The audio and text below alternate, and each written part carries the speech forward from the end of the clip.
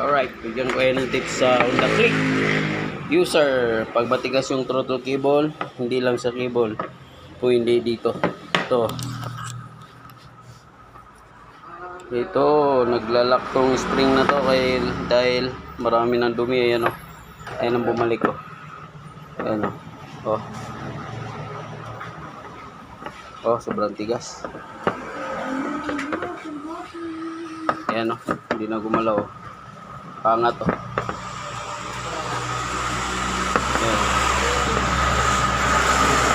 Sobrang tigas. Ayan, nakaangat o. Dahil napuno na ng dumi. So right, gawin na natin ito. Yan ang mga tips natin para hindi kayo mahirapan palit ng cable kung sakaling nagwa-wild siya, no? Ito lang dahilan, sobrang tigas nito, masakit sa kamay ito. Ayan, no? Right, yan ang tips ko sa inyo yan para tipid. Alright. Antayo mo. Ayan, sobrang dumi oh. Ito yung dito naglalak sa loob. Nalagyan ng carbon.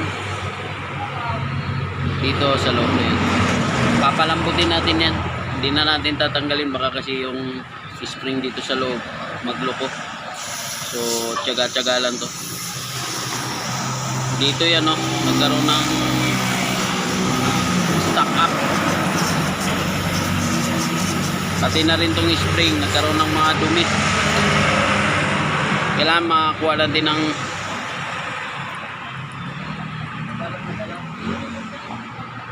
mag-place siya ng maayos. Ayun, malambot na dito banda. Ayan o, nag-lock. Dapat babalik yan kagad.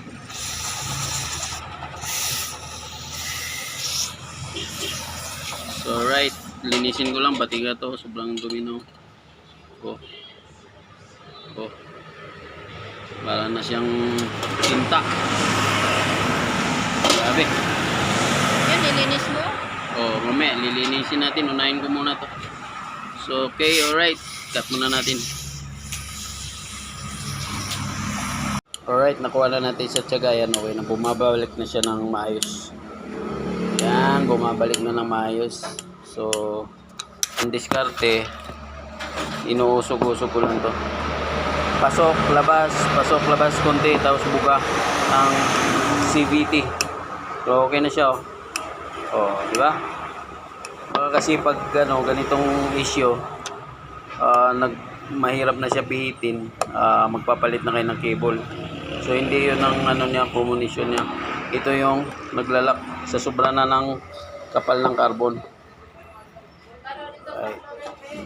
Sige. Alright, all goods na siya. Kakabit na lang natin. Linisin ko na lang na maayos to. No, parang pusit.